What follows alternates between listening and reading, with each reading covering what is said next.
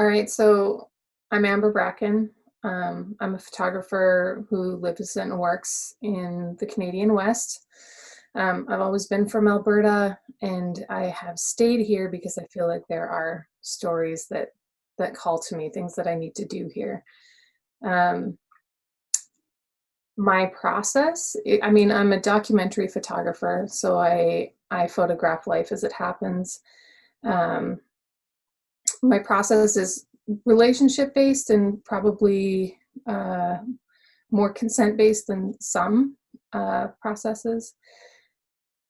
Um, and I don't know. I think that uh, like I'm looking for representations where people would recognize themselves. I am not looking to project something onto other people. I really want to hear how people see their own situation and do my best to represent that so that they and people that love them would be able to recognize them in the way that I'm capturing them or representing them.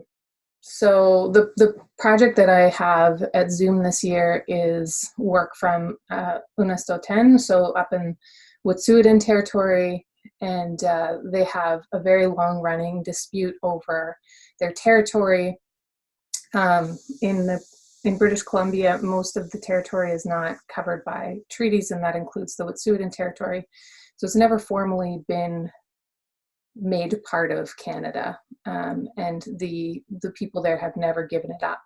So there's a huge outstanding legal issue that the government hasn't dealt with, and so it's coming to a head now because of the repeated efforts of different resource companies to build an energy pipeline through their territory, and it's happened multiple times now. The latest one is Coastal GasLink.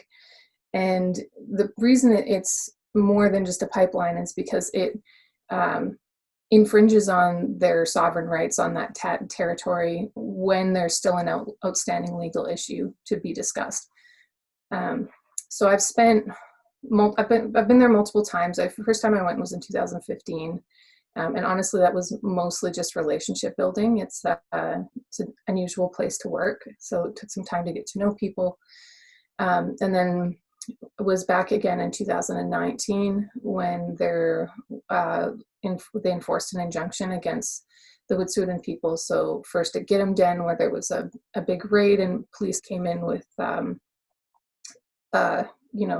military style uniforms and big weapons and all that stuff, and arrested people there. And then when they opened the gates up at Unistoten after that. And then I was there again this year in 2020 when the situation was effectively repeated, with more arrests, and this time arrests of the matriarchs and, longstanding spokespeople of Unistoten.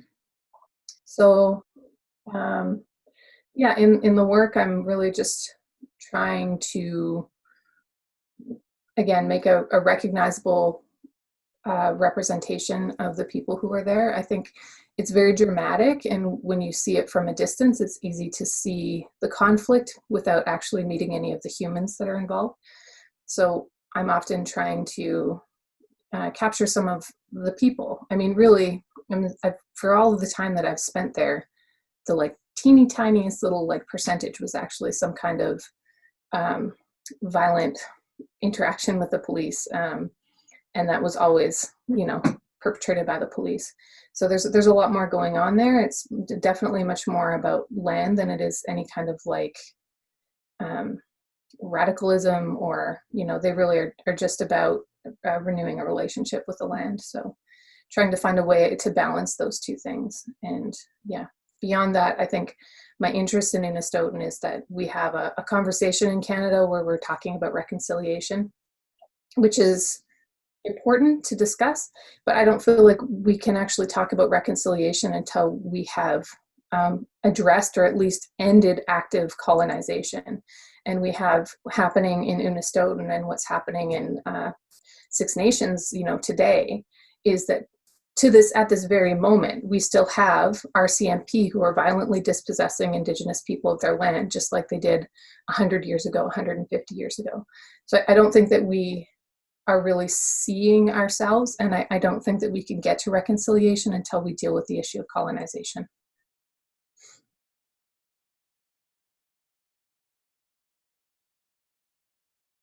Well, there's no doubt that as an outsider that I'm not ever going to have the same perspective or be able to represent things the same way as somebody from that community. Um, I don't think that that is a good enough reason to stop paying attention to what I think is the most historic um, and potentially the most relevant thing to this, Canadian identity and experiment at this particular moment. So, I mean, I try to fill the gaps by being a really good listener and spending at least as much time learning as I do photographing. And that's not to say that I'm not capable of making mistakes or that I won't get things right. But then the other way that I'm able to try to bridge that gap is by maintaining accountability. So the people that I photograph will always know how to reach me, will always know how to talk to me, will always see the work that I'm making about them.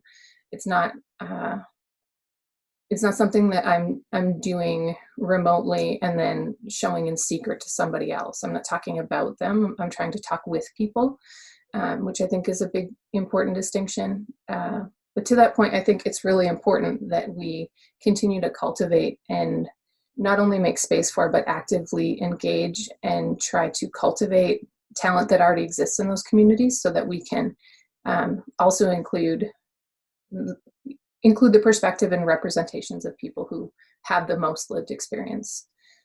So, I mean, I think the way that I look at photojournalism and documentary is that we all have a perspective from somewhere, and I think our completest view comes from looking at issues from multiple points of view. And the problem is that we almost exclusively have outsider points of view when it comes to like visual representations of many Indigenous communities. I don't mean that they don't make pictures of, there's a lot of social media coverage, but I just mean that in more, I don't know, more formalized practices of photojournalism is almost exclusively outsider points of view. And I think that leaves big holes and big things that we as a society actually miss out on. And so I do think that that's an important gap that we need to work actively on filling.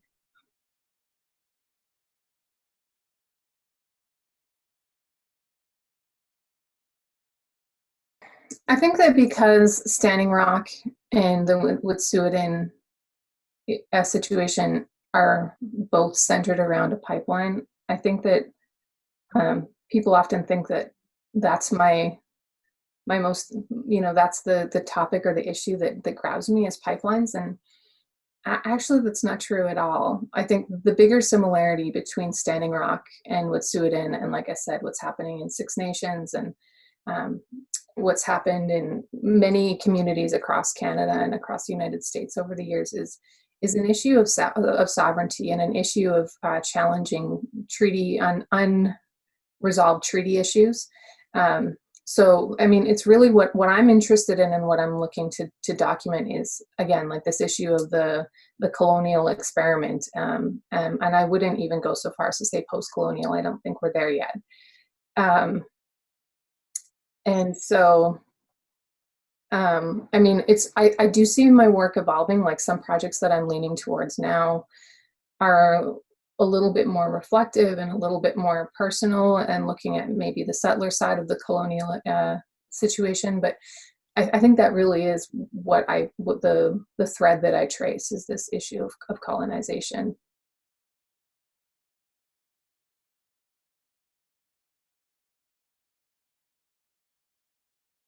I think journalism is founded on this idea of speaking truth to power and representing the people to those with power, holding power to account.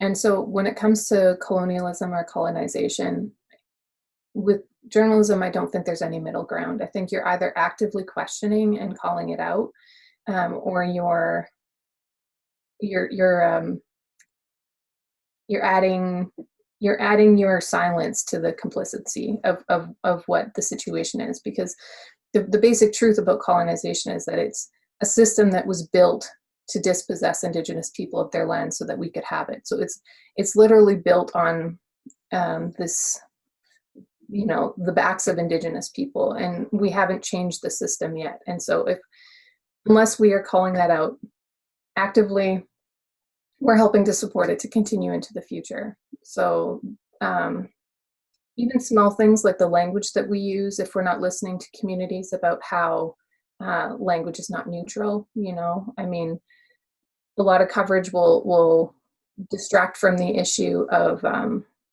land rights, for instance, and sovereignty, by the law and order conversation.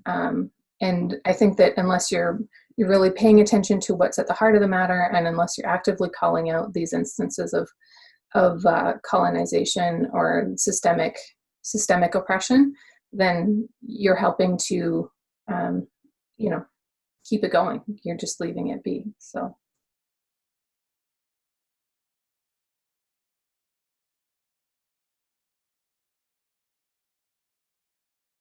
I do think that I do think that is a turning point potentially of, you do see communities backing each other up to a certain extent, but to take collective action on the scale that we saw this winter with the rail strikes, is definitely a turning point, and you do see more communities who are connecting those dots and taking action to support each other, which I do think is a turning point for Canada, because we have seen these conflicts going on for generations. But for the most part, communities have been somewhat on their own, and there doesn't seem to be enough critical mass, I guess would be the word, to draw huge attention or to get the narrative out there of what they're trying to say. And so, yeah, that was what was also very compelling about Standing Rock, was that you saw this massive solidarity between Indigenous communities, where you had literally thousands of people standing together in one place for one purpose. So it's the opposite of divide and conquer. People are really coming out to support one another.